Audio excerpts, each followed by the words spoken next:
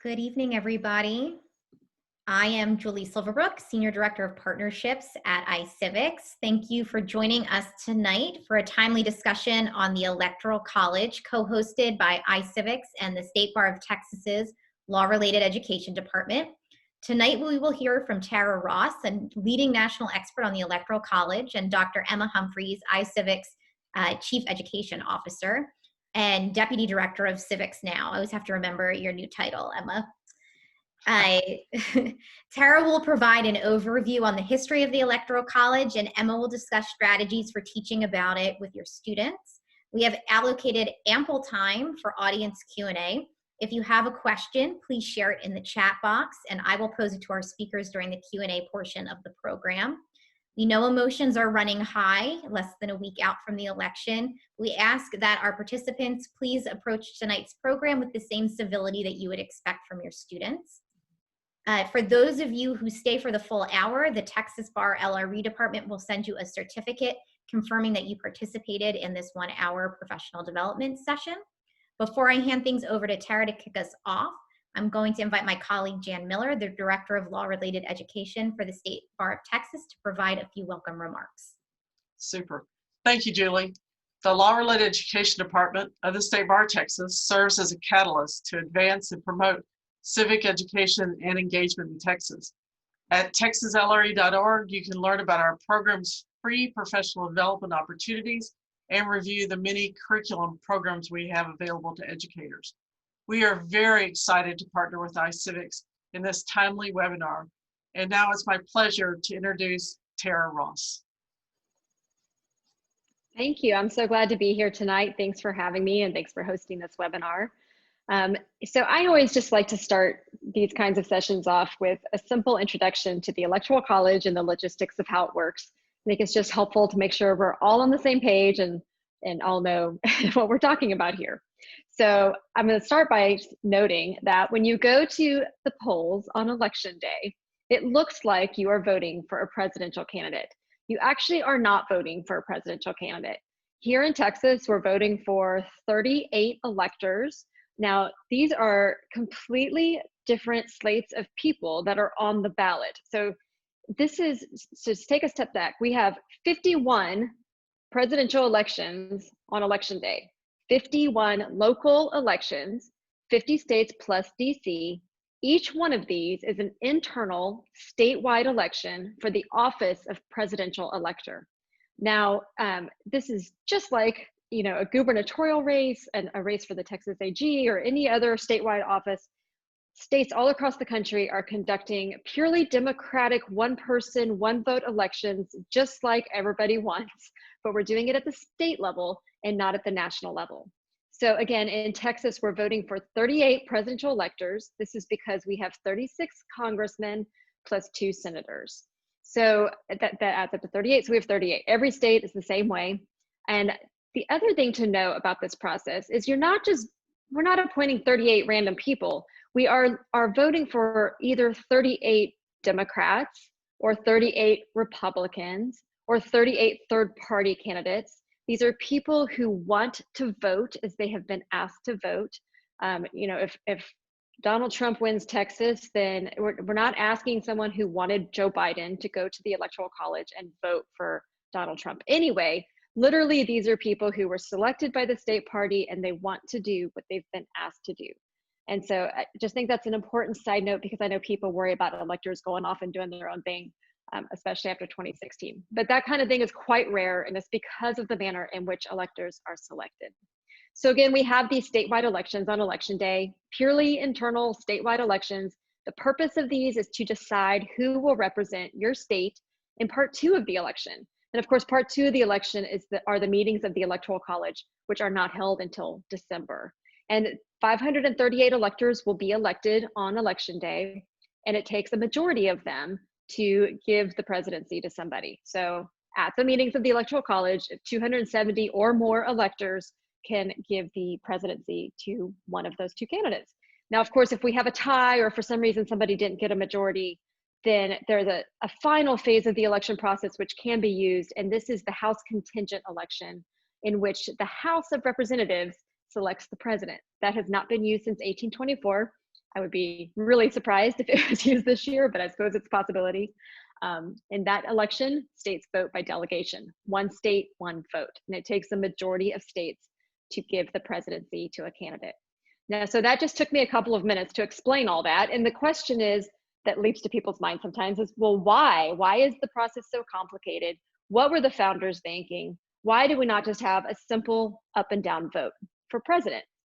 Now, the reason, to understand the reason, you really need to go back and place yourself in the shoes of the founders and what they were looking at in 1787 as they put this process together.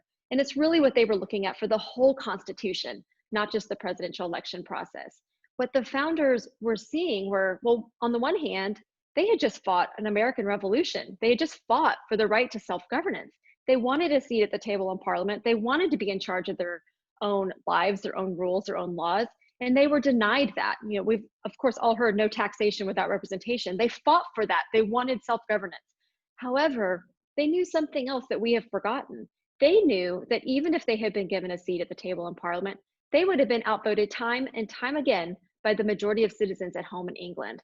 And so they knew that, you know, sometimes it's not enough just to give somebody a vote. That doesn't always lead to a just outcome. So, you know, you may have heard the modern example, which is two wolves and a sheep voting on what's for dinner is not a fair system. The sheep doesn't care that it got a chance to vote. It's still being eaten. So that's not the founder's analogy, it's a modern one, but it's the dynamic that they were trying to avoid. How can you have a system that is self-governing, but also you have some way to protect large minority groups from being tyrannized by a majority of a bare majority or an emotional majority? And so, of course, they solved their problem by creating a system of checks and balances, separation of powers, presidential vetoes, supermajority requirements to amend the Constitution, the Electoral College. All of these things in our Constitution are meant to protect us from that kind of bare majority tyranny. So when it came to the presidential election process, the delegates to the convention were like, they had all sorts of ideas, you know, so this is their background. They're trying to figure out how to select a president, but how to also have checks on that. And so there were ideas thrown all over. I mean, they thought about maybe the governors could elect the president, or maybe they just had all sorts. It wasn't even a given that there'd be one president. Maybe there should be 3 presidents. They had all sorts of crazy ideas. But what it came down to at the end was the ideas that kept on coming up over and over again. One was, let's have the Congress, the legislature select the president. So imagine Nancy Pelosi and Mitch McConnell trying to orchestrate that right now. That's what they were talking about. Or, you know, national popular vote, just a straight up popular vote like everybody says they want. Those were the kind of the 2 ideas. The selection by Congress really caused a lot of problems because the delegates were very worried that the president would not be independent enough. They had, you know, I just said they were trying to set up a system of checks and balances where, you know, nobody has too much power. And could the president really be his own person if he was worried about what Congress would think and whether Congress would reelect him or not? So they didn't want to make the president not independent enough. So that was the problem with selection by Congress. But when it came to the national, just a straight national vote, the small states objected very vehemently. They did not want that. And they just multiple times throughout the course of the summer, they'd say things like, no, you know, the large states will have the best chance of appointment. We can't do that. One delegate from Delaware said, I do not trust you, gentlemen. If you have the power, the abuse of it could not be checked, and you would exercise it to our destruction. The small states were so worried about this kind of a dynamic in their new system. And so at the end of the day, we don't know exactly how the Electoral College came to be because it was crafted behind closed doors at the end of the session. The only record we have of it is that one of the delegates later wrote that Mr. Madison, meaning James Madison, picked up a pen and paper and sketched out an idea. And so they came back and presented it to the full convention, and everybody felt like it had reflected the compromises that were made in other parts of the Constitution when it came to balancing power between large and small states. And it was approved they changed the contingent election process a little bit, but it was mostly approved. And so that's the system we have. Today you hear all sorts of things like, oh, it was just created because the founders didn't trust the people. No, like, it's not. What happened is the founders didn't trust anybody. They didn't trust anybody at all. They didn't trust, they knew that humans are imperfect. They knew that power corrupts. They knew that, anybody who has too much power for too long, that could be a bad and dangerous situation. So they didn't trust the federal government. They didn't trust the state governments. They didn't trust the judiciary. They didn't trust the president. They didn't trust the legislature. They didn't trust the people, sure, but they didn't trust elected officials either. And in fact, historian Carol Borkin says they sat there in that room during that summer. They sat there, the men most likely to be elected United States Senator and United States President, and they didn't even trust themselves. They knew that they themselves were not exempt from this influence of power. So they sat there and discussed how to put checks and balances on themselves because they knew they needed it. And I think that's something that is misunderstood about the Electoral College very badly. Sure, they didn't trust the people, but they didn't trust anybody at all. So there's checks and balances all over the place.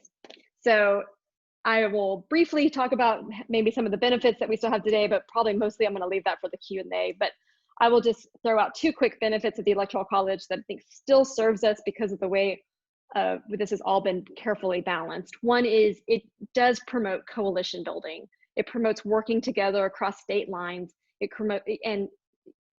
gives presidential candidates an incentive to care about people who aren't just like themselves. The reason for that is simple. You cannot win a presidential election if you are relying only on a handful of states or one kind of voter. I'll give you an example from 1888 because we don't have any emotions about the election in 1888.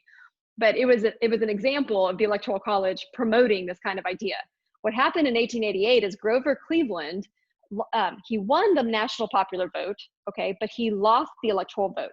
And if you look at what happened, it turns out that Grover Cleveland's support was heavily localized in 6 southern states.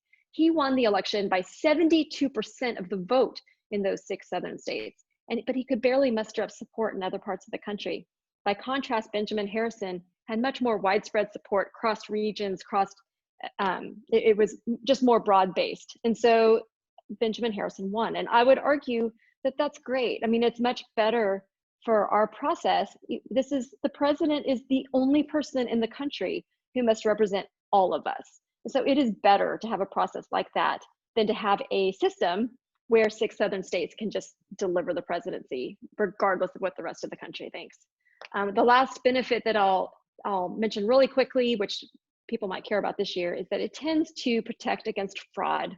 The reason that it does that is because of the decentralized nature of the process. I mentioned that we have 51 elections, and it's really hard to hack 51 different elections, as opposed to a national popular vote where you just have one kind of centralized place where you can hack it or mess with it or whatever. You've affected everybody. Now, in our system, you have to have several things going for you if you want to steal an election. First, the national election has to be close. The electoral vote has to be close. Second, you also need one or a handful of states to have the right number of electoral votes that you can swing those, and then you swing the whole thing. That doesn't normally happen. And by the way, you have to be able to predict where that's going to happen so that you can go do something about it before the election's over. That's very hard to do. And if you think you can predict a problematic point, then probably everybody else can too. You can think Ohio in 2004, where lawyers and poll watchers descended upon the state because everybody felt that that was going to be the place that mattered in 2004. And it probably was, but it was a very closely watched state because everybody was able to see that coming. This is a better system where you only have to protect some isolated parts of the country rather than trying to defend every single precinct nationwide. You can imagine how easily votes would be stolen in the bluest blue California or the reddest red Texas precinct. And that's just very hard to defend against. So I will wrap up. I think I went over my time, but I look forward to the Q&A, and we can talk about it more then. Thanks so much, Tara. We're going to go ahead and pass it off to Emma Humphries, who's going to talk about how you can bring the Electoral College into your classroom. Yes, thank you so much. Can everyone hear me okay? Great, thank you. Sorry for that like total awkward Zoom thing. It's just that once you share your screen, you lose like all controls, at least the way I have it set up on my computer. So I want to be really transparent right out of the gate and let you know that I'm very biased and I have a really strong agenda here tonight, which is to encourage you with every ounce of my being to give the election and the electoral college some time over the next few days as we lead up into the election. And I know that's a big ask.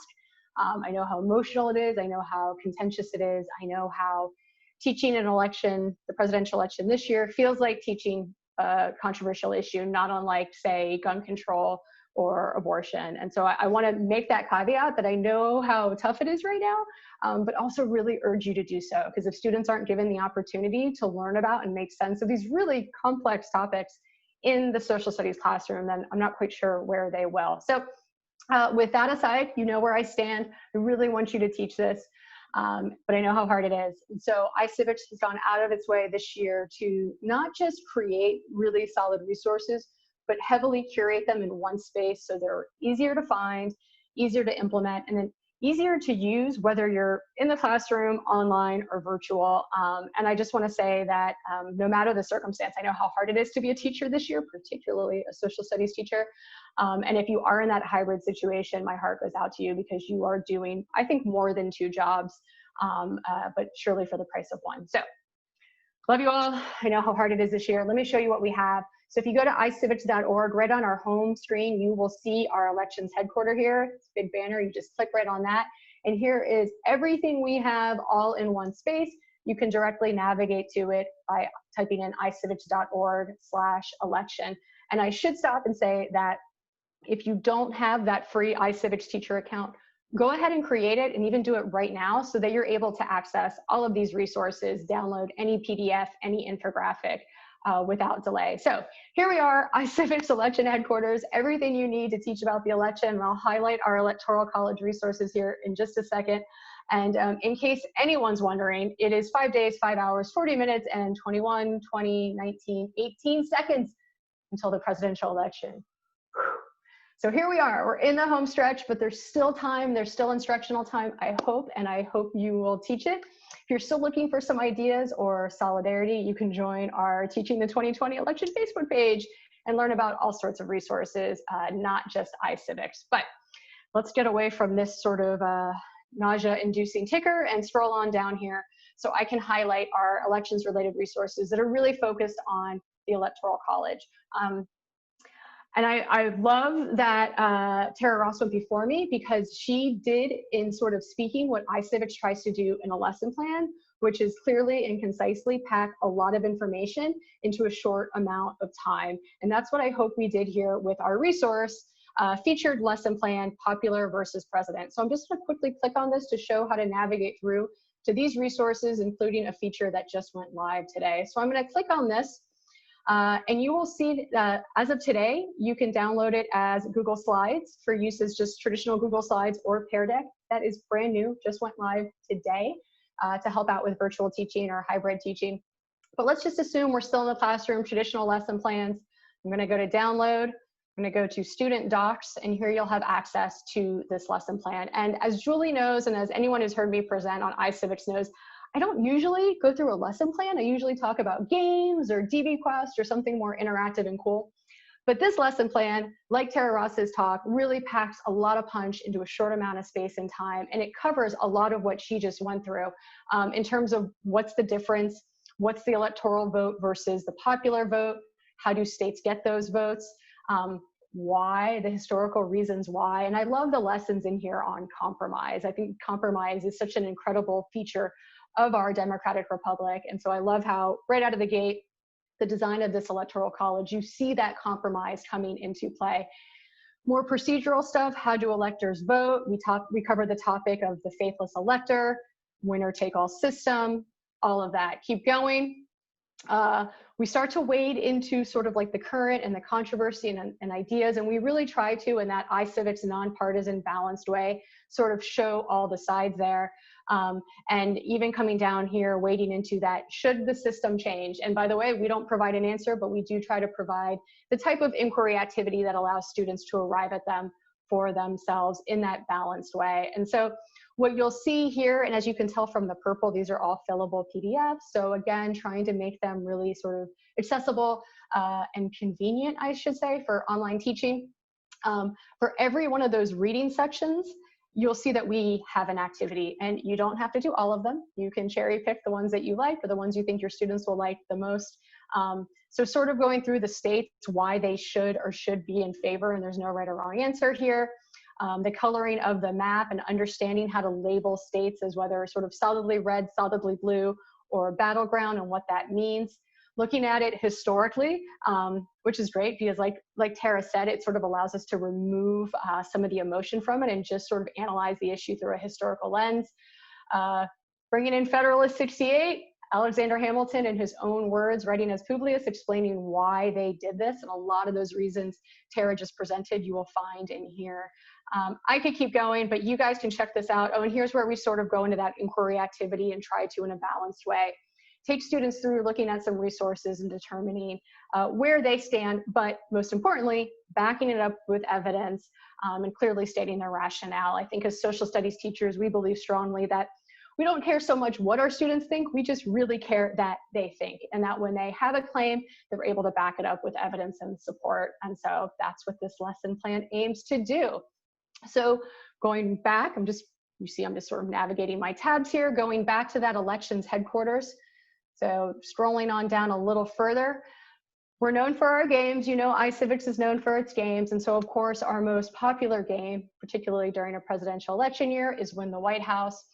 If you haven't played, I highly recommend it. I see some friends on here today in the participant list, and I know that they're not only playing it and assigning it, but they're also taking advantage of our suggestion that they do class leaderboards. And if you go on Twitter right now and you look at iCivics, you will see a bunch of tweets from teachers that we've retweeted where they're showing their certificates, their students' game certificates, as the students are trying to A, beat the teacher, and B, have the highest score in the class. And so that's a really fun way to engage kids in learning about the election. And all you have to do is take up one class period, maybe not even, you can just assign it for homework. But let's say you take up one class period to have the kids play Win the White House. They're gonna go home and keep playing and keep playing and keep playing so that they can A, beat you, or B, have the highest score in the class. So the game's really replayable. And by the end of playing it, even if you never taught about the Electoral College, kids are gonna get it. I don't recommend just dropping this game on kids without ever talking about what the Electoral College is or why we have it. You definitely want to teach around the game.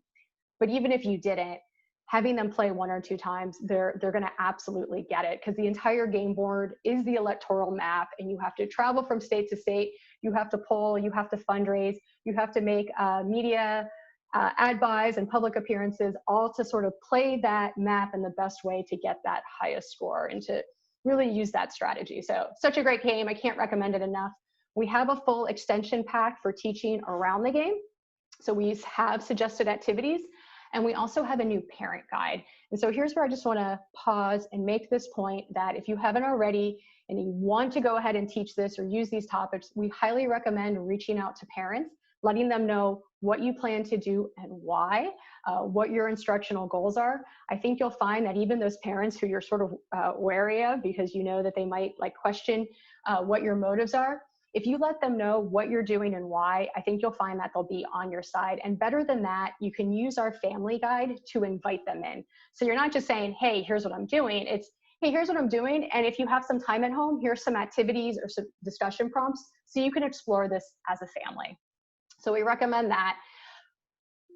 Not just the Electoral College, obviously we have resources for sort of everything around this election. We have resources to host a mock election. This again is that new thing that I talked about. We had a teacher who's been on our educator network for years, and he's a big Pear Deck user. He's been using Pear Deck for probably 5 years. So he took our lesson plans and built them in Google Slides and then did that whole Pear Deck thing around them. So those are here, including our popular versus president. One more thing I want to highlight in terms of our resources is all of our new infographics. These have all come out in the past year. They're meant to teach timely and tough topics. We have one on running for president, so it sort of shows that process. It's not just one general election. You have to get your nomination. There's the primaries, of course, get your nomination, conventions, national vote, electoral college. And then just today, maybe yesterday, because I've been on the road, we put out 2 new infographics, one on public opinion polling what it is and what it isn't, what it tells us, what it doesn't, and one on the peaceful transfer of power that I think you will find is beautiful and balanced and inspiring, and I hope you check it out and teach with it. And with that, I'm going to turn it over to our moderator, Julie Silverbrook, and I'm excited to answer your questions, as I know Tara is as well. Awesome. Thanks so much, Emma and Tara. That was really great. So we have a couple of questions, but I would encourage those who are tuning in to pose more. So the first question is, I'm going to pose it as two questions. It came in as one from Beth Phelan. She is teaching advocacy to her students, and she wants to know how, if young people or any citizens were interested in making changes to the Electoral College, how they would get that on the public agenda. And then I'm going to ask the second half of that question, which is, how would you actually make changes to the Electoral College? What would the constitutional mechanism be? And I will hand that over first to Tara. So if you wanted to change the Electoral College, the right way to go about it is to go through the formal constitutional amendment process. And what that means is you call your congressman and you try to get it through the House. Now there's a supermajority requirement in the House and the Senate, but there's a supermajority requirement of 2/3. And then, but if that is met, then they will propose it to the states, and the state, 3/4 of the states must ratify it. I should probably add as a side note, there is an effort that's currently underway. It's actually on the ballot in Colorado next week, but there's an effort underway to do it a slightly different way. And the way that they have proposed is to get states to sign a contract, okay, just a simple contract among states. And by the terms of the contract, those who have signed would agree to give their electors to the winner of the national popular vote. So far, 15 states plus DC have signed this measure. That's 196 electors among them. The contract goes into effect when states holding 270 electors have signed. So they're only 74 electoral votes away from that. As someone, of course, who has written and defended against the Electoral College, I hope it doesn't work out. But also, I mean, I know that's out there. So if somebody wanted to work against the Electoral College, the one thing to do would be to try to get your state legislature to work on that, and to try to pass that. So far, it's been mostly blue states that have signed that measure. And on that note, I think I'm just going to pop in and say, I do not consider the Electoral College at all partisan, at all. I think it's perceived that way, and that's why blue states have signed this contract. But it's a misperception in my view. People don't always, I mean, it's because of 2000 and 2016, right? Because George Bush and then Donald Trump both won the electoral vote and lost the popular vote. But people don't remember how easily it can go the other way. And in fact, if you look at who the Electoral College, quote unquote, favors, it changes historically over time. When I very first started studying the Electoral College, it was the spring of 2001. I was in law school, and I was doing an independent study on the Electoral College, and I thought it would just be this easy thing, whatever, check, mark that off, and get through law school, move on. But what I discovered is A, how much I didn't know about the Electoral College, but B, it means I remember something that people have forgotten a lot, which is that in the fall of 2000, Al Gore thought he was going to win the Electoral College vote and lose the popular vote. And in fact, he had a team of lawyers studying the Electoral College because he was preparing to defend his victory in the Electoral College. So what in that spring, what I noted is just, look, if this is either a good system or it's not a good system, I want to, by the way, applaud the teacher who asked the question. I think it's fantastic to get students taking both sides and to try to figure out what the pros and the cons are. I don't ever expect people to agree with me. I mean, I hope they do, but they don't have to agree with me. But I definitely want people to think about it and to know why they think what they think, instead of just saying, well, I voted for Hillary Clinton, therefore I'm against the Electoral College. That's not the right way to be. Let's think through the pros and cons. There are both for any, human institution, because nothing's perfect. There are pros and cons. Think it through, and then decide not on a partisan basis, but based on what you've learned about the system. So thank you for the question. Thanks. There is a follow-up question from Gary Bartlett, and then Emma, I'll let you weigh in on this too. Is the compact between states constitutional? I'll just say that I was going to ask the same question, so this is all for Tara. Thank you for asking that. I probably should have thrown that in. Look, I don't think so. But it'll be challenged in the courts, and the Supreme Court will ultimately decide the issue. And what I would say about that, they will argue that the compact is constitutional because states have great discretion in how they can allocate their electors. And that is absolutely true. I mean, historically speaking, states have done a lot of different things that you would not expect when it comes time to decide how to award their electors. And so, sure, states have a lot of discretion. I agree. However, states don't have so much discretion that they could violate some other portion of the Constitution in the process. Okay, if Texas said we're going to hold a presidential election or election for presidential elector, but only men get to vote, well, that's not going to fly. There's this thing called the 19th Amendment. So I would argue that, yeah, states have a lot of authority in how they want to allocate their electors, but they do not have the authority to do so in violation of Article 5 of the Constitution, which requires 3/4 of the states to approve before this kind of radical change can be made to the system. But it will be fought out in courts, is the simple answer to the question. And I think it's worth noting, it's a real uphill battle to amend the Constitution, which is part of the appeal of trying to find a different process to make changes to the electoral system. I think there's been something like over 11,000 amendments proposed. We have 27 amendments to the U.S. Constitution, just to give you a sense of how frequently constitutional amendments are added to the Constitution. We have another question from Ashley Horner that doesn't have to do with the Electoral College specifically, but does have to do with the Win the White House game and students getting electoral votes, which is how long does it take to play the Win the White House game to make it from start to finish? Yeah, thanks for that question. The short answer is anywhere from 45 minutes to maybe even 2 hours, depending on how slow and deliberately the student wants to go. I'll say briefly, all of our games were designed to be played and completed within a traditional classroom period. I know that's changed a lot, especially this school year, so who knows what that means anymore. What I can tell you is that you can get a long way in 45 minutes. You can probably get to stage 4, stage 5, and that's okay. I actually would not worry at all about finishing the game within a class period, because that encourages students to go home and keep playing, or to start a new game, which they'll probably want to do because they'll realize they had some bad strategies early on, and keep playing and keep playing and keep playing. That replayability is really the magic in it. So don't worry about how long the game takes. If you have a half an hour to get the kids situated and playing, that's plenty of time. They'll go home and finish when they can. Great. So I'm going to combine a question from Jennifer and from Ashley, which is how are electors chosen, and what are the range of options at the state level for how electoral votes are allocated? So it varies by state. Every state's going to have a slightly different process, but the most typical process is for the state political parties to somehow select who the electors are that they're going to nominate. So the state political parties nominate a slate of electors.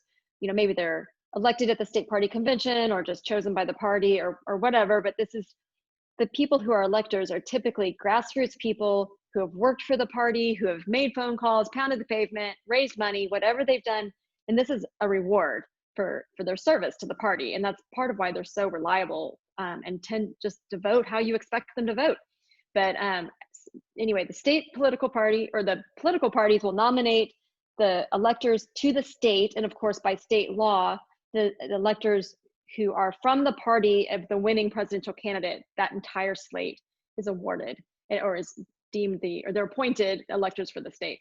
Now, do we have to do it that way? Does it have to be winner take all? The answer is no, it doesn't have to be. Most states have done that. There are 2 exceptions, Maine and Nebraska. And in those states, they allocate their electors by congressional district. So I mentioned that we have the same number of electors as we have representatives in the House, plus our 2 senators. So in Maine and Nebraska, each of the congressional districts, whoever wins that district gets that 1 elector representing the district. But then there are also 2 electors, the ones that represent the United States Senator, and they are awarded to the winner of the state popular vote. And honestly, when it comes to how you can, those are the 2 that are currently used, but you do lots of different things. State legislatures have chosen electors directly in the past. That's not something probably most of us want today, but it could be done. In 1876, Colorado did that to save money because they had just joined the Union and they'd already held an election for all of their new representatives and such. And it's just too expensive and time consuming to try to pull off another one so quickly. So they didn't. The state legislature just appointed the electors directly, and that was that.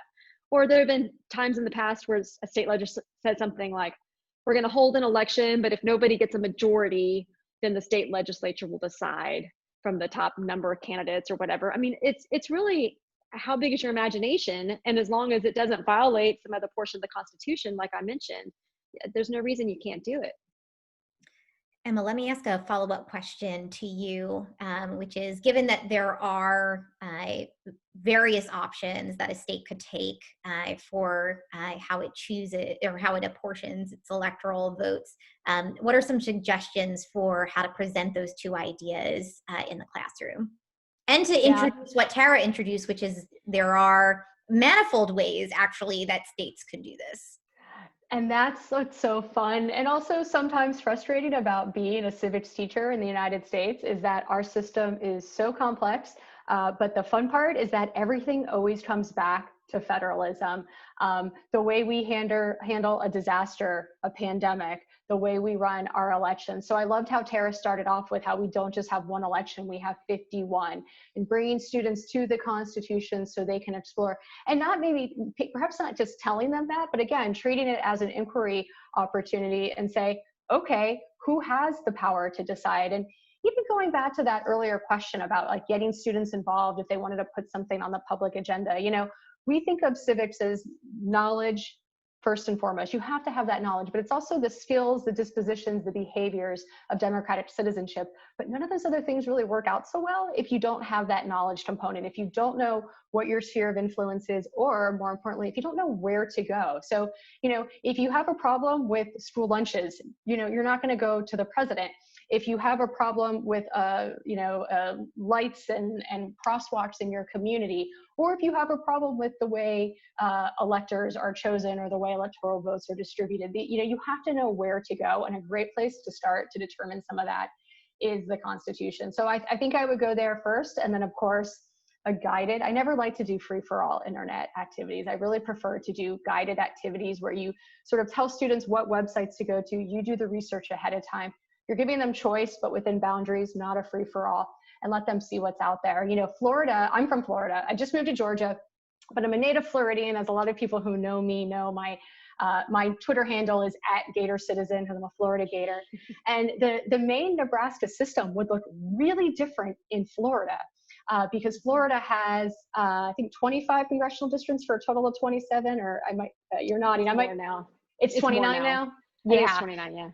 So if Florida were to divide up its electoral votes by district, it would really heavily benefit the Republican Party, because the blue votes in Florida are really sort of contained to South Florida, a little bit in Tallahassee, our capital, and then the college town of Alachua.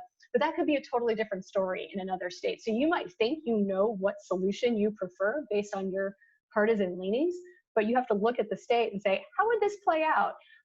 And I think that's really the biggest lesson here that I think Tara and I really agree on, which is, remove the partisan policy, the partisan beliefs and leanings, and really look at something and evaluate it. Doing it historically is a great way to go, doing it through these guided inquiry activities, but try to remove that emotion when you can, that partisan leanings, and say, how would this really work? What would be some unintended consequences, and sort of play it all through to its logical conclusion, expected or not, as a thought exercise.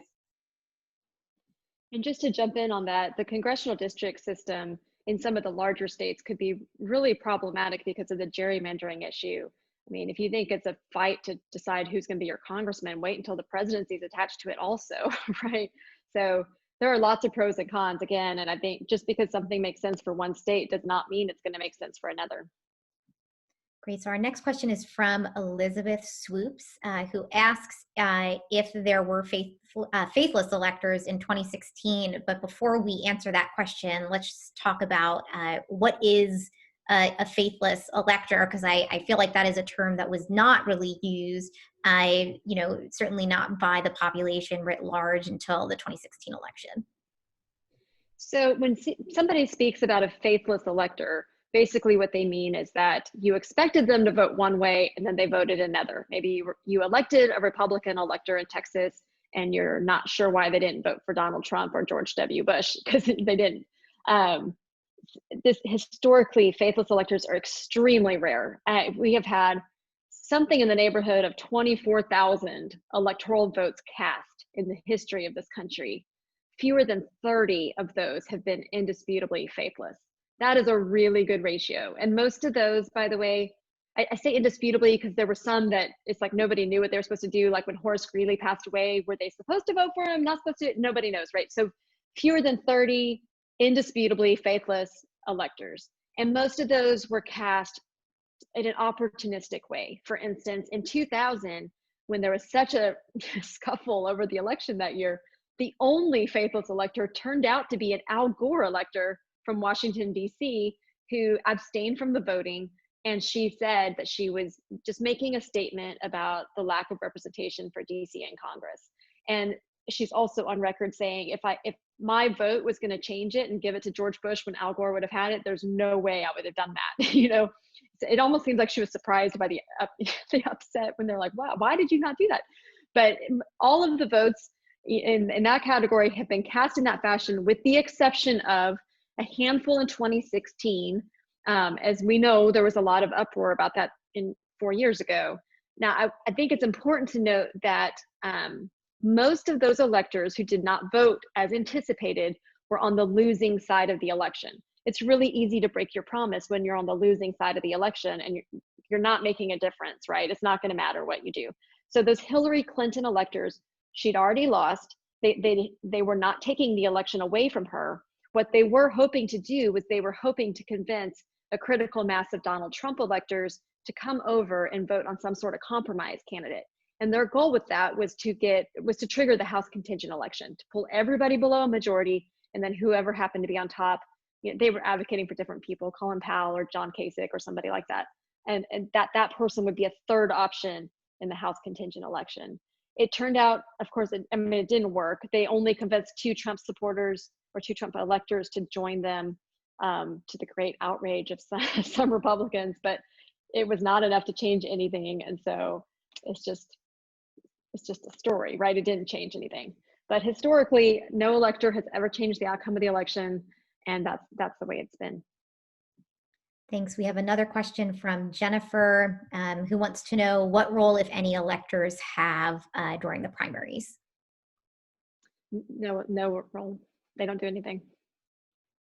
Great. Are there any more questions? The chat window over here has gone a little quiet. Don't be shy. And I'll just jump in to say a couple of things that I always thought were so interesting and fun to teach kids about in terms of like electors and the primaries, how they don't play a role, because the primaries are really all about the parties.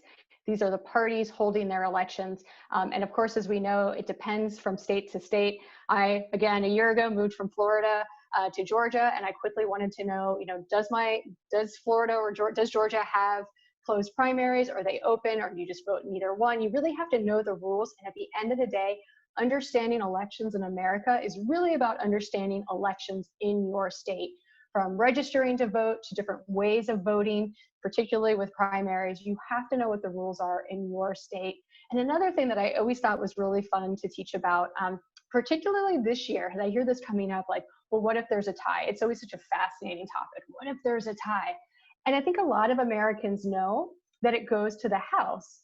But what I think a lot of Americans don't know is that it doesn't go to a single member vote where every member of the House gets one vote. So, it's easy for folks to say like, oh, that would be cool if that happens because I'm a Democrat and the Democrats control the House. But what you have to ask yourself is, do the Democrats control more states? And I'm actually not sure of the answer. Do you know, Tara? I don't know the answer. But also, yes. Even if I did know the answer, it would be the new Congress, not the old one. Oh, see? I mean, it's just fascinating. And so, trying to predict whether we're talking about public opinion polling or different outcomes, there's so many different scenarios. It can be frustrating, but I know as social studies educators, we just find it endlessly fascinating and fun. And so nerd out with your kids, ask these questions. Don't just give them the answers, but and these are a lot of things we try to cover in that lesson plan. I think actually a lot of these big questions we cover in the student reading of that popular versus president lesson plan. So I'll say for me, it was good background reading just to refresh. I mean, all these little points, I've been teaching this for years, but you really have to talk about it every day to have it fresh in your mind, all these little data points. So it's good background reading for us as educators, not just for the students. I think another fun question you could ask your kids is, do they know how we could actually get a President Biden with a Vice President Mike Pence? Because that could happen. And the route that it happens is if there's a tie, 269 to 269, and then the House chooses the president from the top 3 candidates. Meanwhile, the Senate chooses the vice president from the top 2 candidates. So you could actually get different parties represented in that, however it comes out. I'm so glad that you preempted one of our new questions, but let's just back up a little bit and just talk a little bit about the process for how it works in a House contingent election if there's a tie in the Electoral College. Sure. I mean, it's very simple. The top 3 candidates go to the House. And I mean, of course, we've only got two likely candidates in that election right now, unless there was a faithless elector or somebody that just decided they were going to throw somebody in the mix just because they could, which I suppose they could do. But it's the top 3 candidates go to the House. The top 2 candidates go to the Senate. In the Senate, they do vote by individuals. And so it takes a majority of senators to elect a vice president. In the House, they vote by state delegation. So California, with its 53 congressmen, would have 1 vote, just like Rhode Island with its two congressmen would have 1 vote, or Texas with its 36. So that's how it's done. It takes a majority of states to win that election, which would of course be 26 right now. It was used in 1824 and it wasn't so crazy. In 1800, there was a House contingent election between Thomas Jefferson and Aaron Burr, who had tied in the Electoral College. And it took 36 votes before they finally figured it out. And it finally came to an end because 1 congressman decided to abstain from the voting, and it caused a cascade effect. And so Thomas Jefferson won the presidency that year. Great. We have another question here from Belsa Rios, who wants to know if there are specific criteria or requirements that someone has to have in order to be an elector. Well, you can't hold federal office. But other than that, gosh, nobody ever asked me that. How in 20 years has nobody ever asked me that? You can't hold a federal office. In the Constitution, it says you can't. But other than that, as far as I know, the political party, if they want to appoint you, you could do it. So. Then we have a question from Ashley about when the new Congress assumes office after a congressional election, which is different than a presidential election. So new Congress it takes office on January 3rd. The electoral votes are counted on January 6th. And so that's why I said if the new people make arguments and they try to say that they might move it. I think it would turn into a political showdown, possibly, if people were worried if there was a difference in the House delegations in the old Congress versus the new Congress. I don't dismiss the possibility of some kind of political showdown where they try to move things up or something. But if you're just reading the statutes as they are, the electoral votes are counted on January 6th. The new Congress is sworn in on January 3rd. And that suggests heavily that it should be the new Congress. And really, as a political matter, it makes more sense to do that too, because then you have congressmen that you have just elected who are representing the will of the people who are going to go ahead and conduct that election. Thank you so much for that. I just want to chime in and say these are all such great questions that, you know, if I would be put on the spot, I'd have to look it up. And so I think everyone, no matter where we stand on the political spectrum or who we plan to vote for or have already voted for, we're really hoping for some sort of clarity and peace in the coming weeks. Whether that's the case or not, when your students come to your classroom as their social studies teacher, they're really going to come to look to you for guidance and for calm. So even if you're faking it, try to keep that calm. And when you don't know the answer, just admit it and say, let's figure it out. And how can we figure this out? And maybe if you can start with the Constitution, the answer is not always going to be there, but start there and then try to come up with the hypotheses and then do that research to test it out. I belong to the AP government Facebook page, and I mean, these teachers get stumped every day by their students, and they're AP government teachers. They love this stuff, and they're always like, oh my God, my kid asked the craziest question today. I don't know. Let's figure it out together. Just got another question from Kathy Harvey, who says, so why all the polling? If the polling isn't truly reflective of what happens on November 3rd, why do we put so much stock in it? And is it something to bother exploring with your students? And I know we just have a new resource on this, very timely. So I'll start with Emma. Yeah, I'm actually going to pull it up right now. And what's really fun about this is that we created this with the American Association of Public Opinion Research. They paid for this infographic. Let me go ahead and share my screen. And they guided us, consulted with us every step of the process. So we had them to help us out with this. So let me just move some things so I can see it. So, I think one thing they wanted people to understand is that a poll is not a crystal ball. It doesn't predict the future. It can really help us make predictions about the future, but a poll is really a snapshot at a moment in time. And we sort of go down to why, right? Why do people do it? A big part of it during a presidential election year, of course, is that horse race. And yes, a lot of it is absolutely media driven. If you look down the list of polls, you will see a lot of them have media names in front of them. Some have university names and other outfits, but a lot of them are media funded.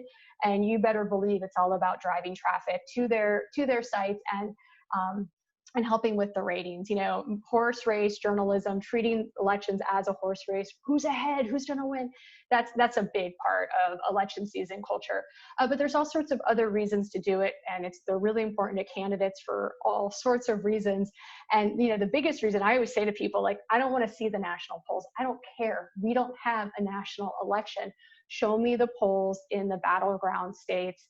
Show me what the margin of error is. Show me how they're trending upward or downward. Are they loosening? Are they tightening? That's really what I want to know. So it's, thanks for asking that question. I want to turn it over to Tara, but what a cool thing to explore with students, particularly after 2016. So there's a pollster, a pretty famous pollster, Frank Luntz, who's come out and said, if our field, meaning pollsters, so not me, his field gets it wrong again this year, they're done. And I don't think he's wrong. But what people should know is that for as badly as people think 2016 went in terms of polling, not in terms of outcome, that's someone's personal opinion, but in terms of polling, 2018 was one of the best years for polling. The polls really got it right in the midterms. So we've had to change some methodology. You can imagine, they used to always call landline phones. Well, anyone here have a landline anymore? So there's so many things about methodology they've had to change over the years, but I think polls are still really interesting and really relevant. Tara, do you want to weigh in on the polling question? If not, we do have one more elector question too.